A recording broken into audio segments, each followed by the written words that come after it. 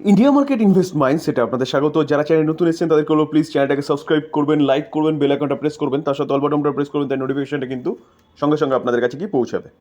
Sir doctor রেড্ডিসকে দেখলে দেখা যাবে কিন্তু আজকের দিনে কত পার্সেন্ট, আজকের দিনে এখনও পর্যন্ত কোম্পানিটা কিন্তু 3.5%-এর ওপরে একটা ডাউনফল দেখিয়েছে।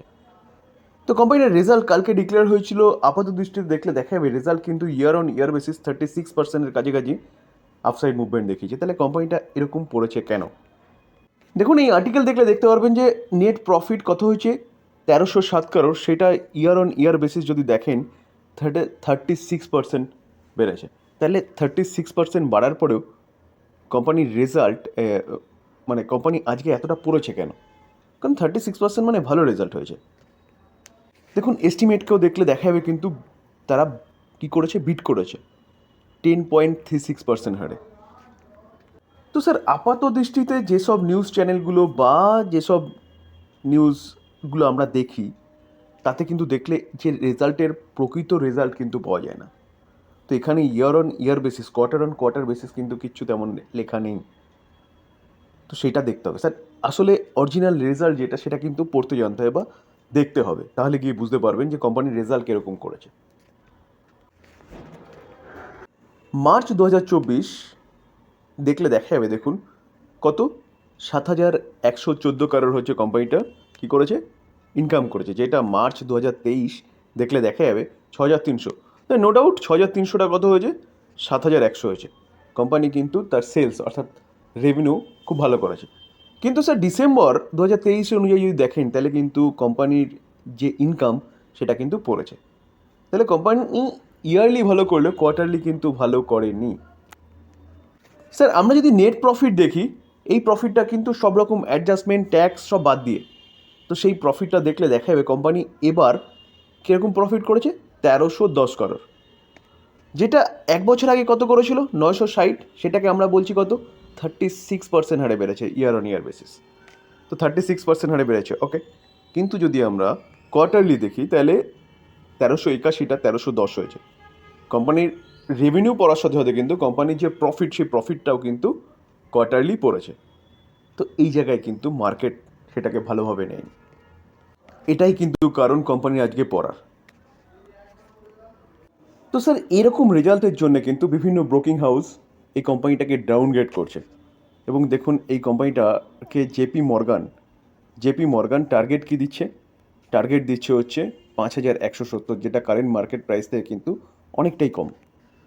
মতিলাল ওসওয়ালকে দেখলেও দেখা যাবে তারা কিন্তু নিউট্রাল মেনটেন করেছে, তারা টার্গেট 6,258 বলছে।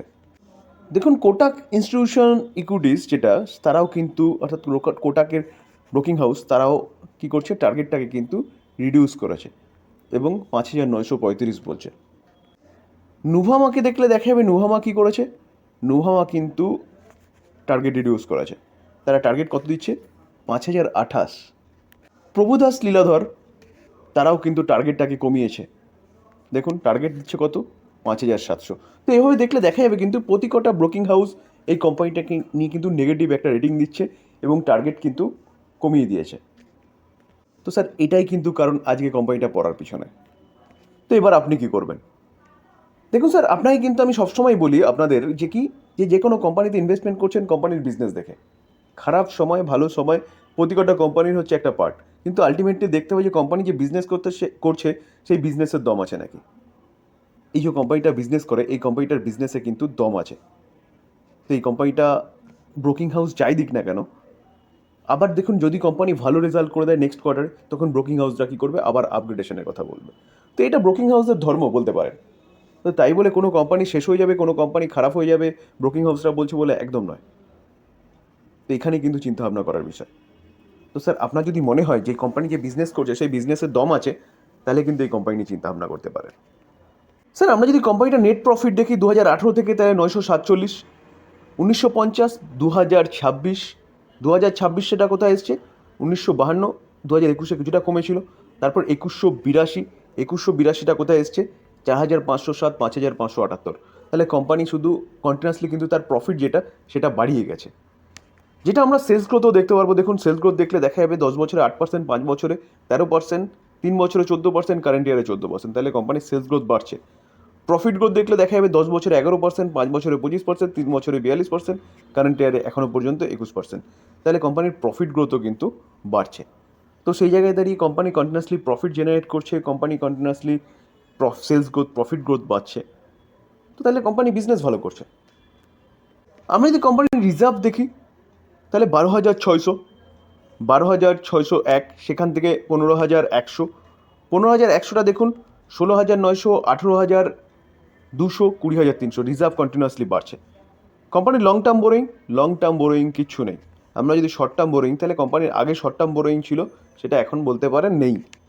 ক্যাশ অ্যান্ড ক্যাশ ইকুইভ্যালেন্ট দেখলে দেখা যাবে কোম্পানির কাছে ক্যাশ কতটা রয়েছে, ক্যাশও কিন্তু কোম্পানির কাছে যথেষ্ট রয়েছে, কত, 645 কারোর।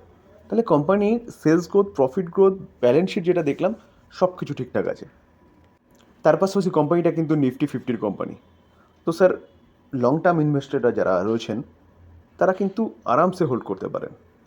তো এটাকে স্যার বাই রেকমেন্ডেশন নেবেন না, স্টাডি করলাম তো সেটাকে স্টাডি হিসেবেই নেবেন। এবার লাস্ট ডিসিশন কিন্তু আপনার, আপনি নিজের অ্যানালাইসিস করে তারপর নেবেন।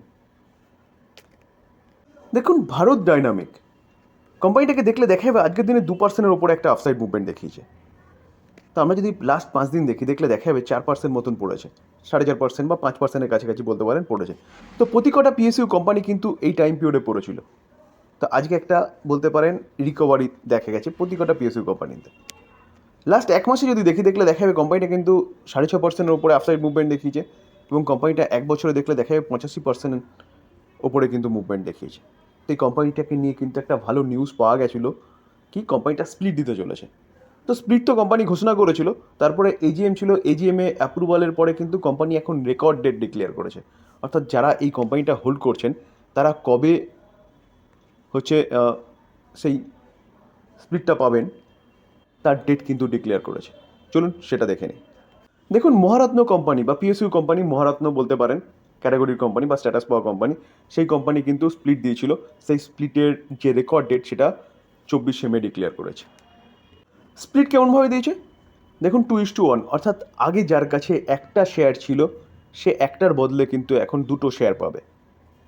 বোঝা গেল, যেখানে ফেস ভ্যালু কোম্পানির কত ছিল, ফেস ভ্যালু হচ্ছে 10 ছিল, সেই ফেস ভ্যালু কিন্তু 5 হতে চলেছে, অর্থাৎ একটার বদলে 2টো শেয়ার। তার রেকর্ড ডেট আমরা কবে পেলাম, 24শে মে। অর্থাৎ যদি কেউ এই স্প্লিটটা পেতে চান তাহলে 24শে মের আগে কিন্তু এই শেয়ারটাকে পারচেস করতে হবে। তো সেই জায়গায় দাঁড়িয়ে স্যার এটা কিন্তু একটা ভালো নিউজ হচ্ছে ভারত ডাইনামিক এর যারা শেয়ার হোল্ডার তাদের জন্য। তো স্যার এবার কী করবেন, দেখুন স্যার আমি সবসময় বলি যে কোনো কর্পোরেট অ্যাকশন, স্প্লিট বলুন, বোনাস বলুন, বাইব্যাক বলুন, ডিভিডেন্ড বলুন, দিলেই যে কোম্পানি বাই করতে হবে সেটা কিন্তু একদম ভুল ডিসিশন। আপনাকে দেখতে হবে যে আপনি যে কোম্পানিটা হোল্ড করছেন সেই কোম্পানিটা ভালো কিনা, যে কোম্পানিটা স্প্লিট বা বোনাস দিচ্ছে সেই কোম্পানিটা ভালো কিনা, তার বিজনেস ভালো কিনা। যদি বিজনেস ভালো হয় তাহলেই গিয়ে চিন্তা ভাবনা করার কথা ভাববেন। তো ভারত ডাইনামিক ডিফেন্স সেক্টরের কোম্পানি, এই কোম্পানিটা কিন্তু ডিফেন্সে ভালো বড় যোগদান রয়েছে। আর গভর্নমেন্ট যেহেতু আত্মনির্ভরের কথা বলছে বা মেক ইন ইন্ডিয়ার কথা বলছে এবং ইম্পোর্ট কমিয়ে এক্সপোর্টকে বাড়ানোর চেষ্টা করছে, তার জন্য এই কোম্পানিটা কিন্তু একের পর এক অর্ডার পাচ্ছে। তো সেই জায়গায় দাঁড়িয়ে চিন্তাভাবনা করা যেতে পারে। লাস্ট ডিসিশন কিন্তু আপনার, ঠিক আছে। যেখানে আমরা একটু আগে দেখেছিলাম যে 1 বছরে কোম্পানিটা 85%-এর ওপরে একটা আপসাইড মুভমেন্ট দেখিয়েছে, 5 বছরে দেখলে দেখা যাবে কোম্পানিটা কিন্তু 590% আপসাইড মুভমেন্ট দেখিয়েছে। কেন? কারণ গভর্নমেন্ট কিন্তু তার স্ট্যান্ডটাকে ঠিকঠাক রেখেছে এবং নিজে ক্যাপাবেল হতে চাইছে, অর্থাৎ নিজের দেশের ইকুইপমেন্ট নিজেরাই তৈরি করতে চাইছে।